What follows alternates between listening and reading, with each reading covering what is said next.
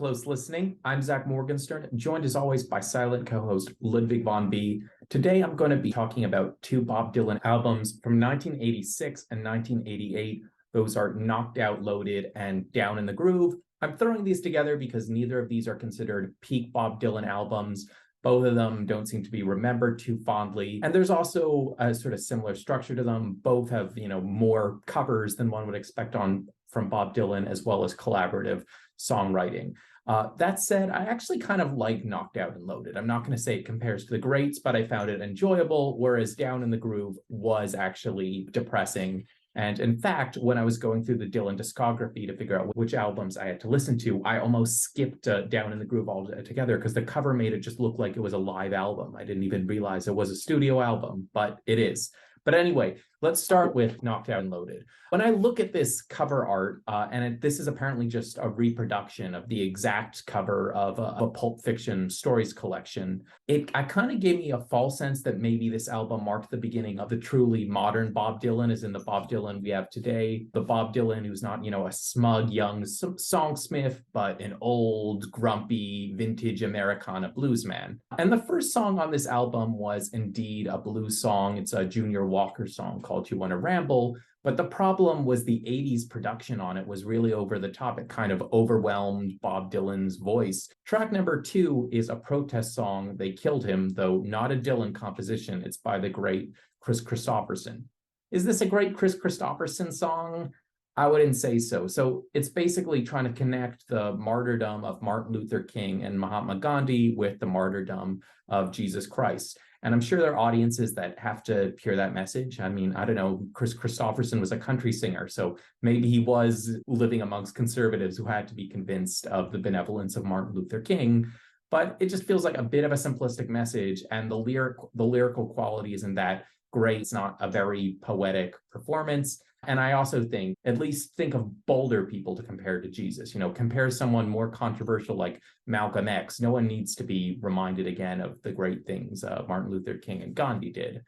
That said, track number 3 is where this album starts to turn things around. It's a song called Drifting Too Far from the Shore. I've not been happy with a lot of the overtly 1980s production choices early on this album, as well as on the previous album, Empire Burlesque. However, I feel like with Drifting Too Far from the Shore, this is the song where Bob Dylan finally gets a command over his 1980s production. Yes, the sound is big and modern, but it's nice and compacted under his voice. His voice comes out and clear, and most importantly, he has some personality in the delivery. At one point he sings, "I never could guess your weight, baby. Never needed to call you my whore. I always thought you were straight, baby, but you're drifting too far from the shore." So this song is about a character who is simultaneously unpleasant, but has the confidence, and maybe rightly so, to give someone kind of some mystical advice to warn them of their imminent danger, drifting too far from the shore.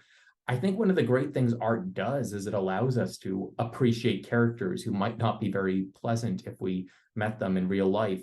And whereas I felt on Empire Burlesque, Bob Dylan was just being a middle-aged man singing about romance or mild relationship troubles, hyper-realistic, mundane stuff. Here he's remembering what made him great as a young singer, the willingness to be characters, to be a little edgy, a little unpleasant, gives a spark to the song.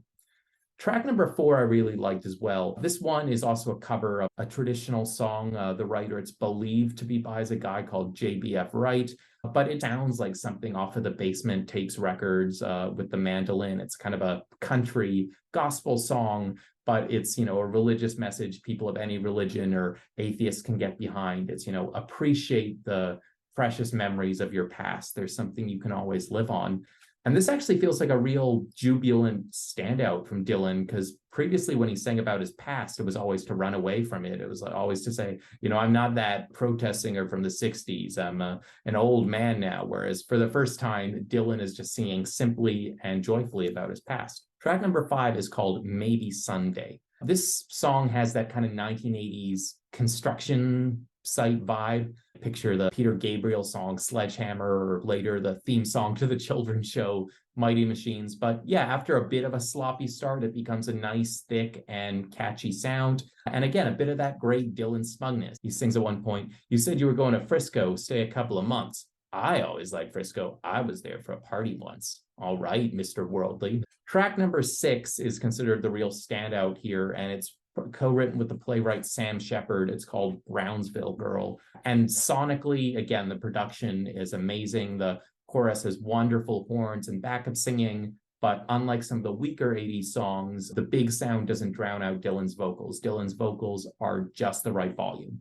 This one is ambitious. It's an 11-minute long cryptic poem of the song. So it's like it's trying to rediscover the glory Bob Dylan had with Like a Rolling Stone and Blonde on Blonde.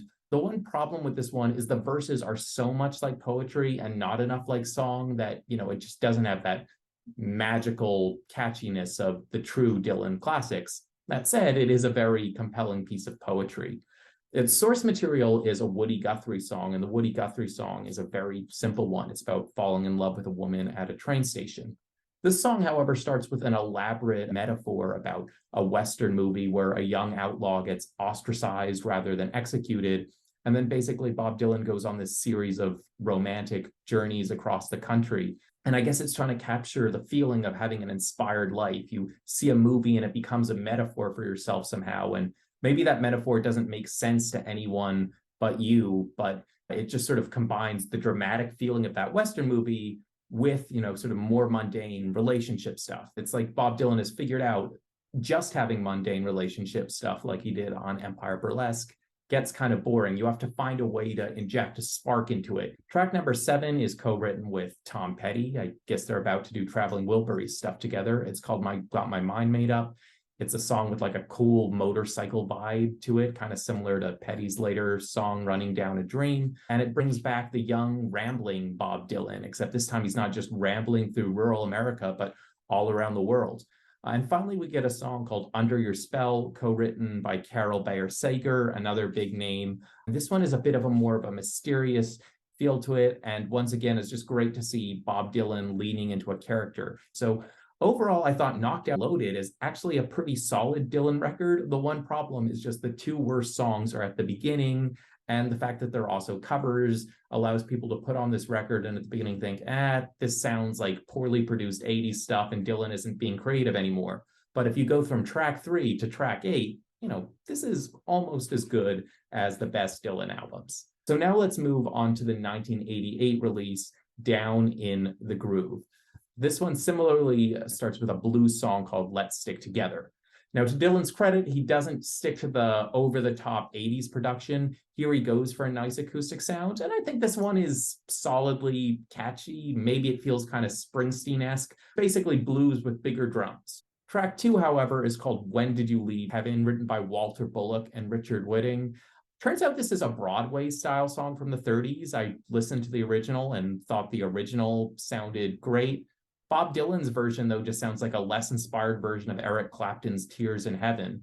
I think it's cool if Bob Dylan wants to sing old-timey show tunes, but if he's going to do that, he should actually embrace the style. Whereas here it comes across as like he's too awkward to actually do the original, so it just comes across as a mediocre, bluesy rock song. Track number 3 is called Sally Sue Brown, which is written by a guy called Arthur Alexander. I discovered him recently when I was reviewing Ike and Tina Turner's River Deep and Mountain High. This is another weird song choice. The thing with lots of blues songs is what's great about them is often the charisma of the singer performing them. Arthur Alexander performs this song in a very lighthearted way, and that's all this song is. It's just a song about having a crush on someone. But Dylan just seems like a grumpy old blues man here, and so it comes across as generic, uninspired blues, rather than the decent track that the original Arthur Alexander song was. Track number 4 is the first Bob Dylan original, but sadly it's kind of a downer. It's called Death Is Not the End. I mean, this one is Dylan trying to write a classic kind of folk song. He's playing his acoustic guitar, he has his harmonica. I do credit on this one, Dylan's voice changed a lot over the course of his career. People often oversimplify Dylan as having one voice and it not being very good. But again, that's an oversimplification. So here he goes for a nice, smooth, kind of quiet, I guess you could say kind of reedy voice. So that thing's interesting, but I just found it's kind of a downer of a song, and it shows the influence that Christianity maybe still had on Dylan's mind. Death is not the end is not necessarily that comforting a message when it's saying the judgment day is coming and the good Christians will be saved, but I don't know about all you other people. I don't know if that's a fair interpretation of this song, but I mean, there's a line that goes, when the cities are on fire, while the burning flesh of men, just remember that death is not the end.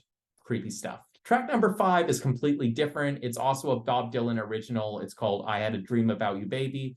This one has a sort of joyful, rollicking organ in it, and it has a kind of 1950s innocence to its lyrics. You kiss me, baby, in the coffee shop. You make me nervous. You gotta stop. But again, Bob Dylan just sounds kind of out of it in his singing. He doesn't lean into the role of being 1950s pop rock singer. Side 2 of this record is a bit better. There are 2 songs Bob Dylan co-wrote with Robert Hunter of Grateful Dead, and one of them is Ugliest Girl in the World. Again, I don't feel like Bob Dylan is doing the acting on this song that I was just saying he was so great at. In Knocked Out Loaded, he sounded like he was being a character, whereas here he just has the same disinterested bluesy voice on most of the songs. That said, as you can tell from the title, this is a silly, campy song. The backup singer soulfully crooning, "She's so ugly," is absolutely amazing. And again, Bob Dylan at other points in his career has been great at playing characters, but he just doesn't rise to the occasion here. Someone like Randy Newman might have done a better job. Track number 7 is the highlight of the album. It's called Silvio. It reminds me a bit of Isis from Bob Dylan's earlier Desire album, but I like this one better. It has the image of, I don't know, like a fortune teller in a pirate bar. It mixes superstition with kind of disinterested gruffness. An interpretation of this song I found on a forum and liked is that this song is maybe about Bob Dylan himself. It's the singer saying, I was great once and maybe I'm not great still, but I love to keep playing music. So people keep listening to me and I'm going to keep playing and I'm going to keep having a good time. Track number 8 is called 90 Miles an Hour Down a Dead End Street, written by some guys named Hal Blair and Don Robertson. This song has a really cool background vocal on it. It's low in register and it creates this mysterious overall feel. But the weird thing is it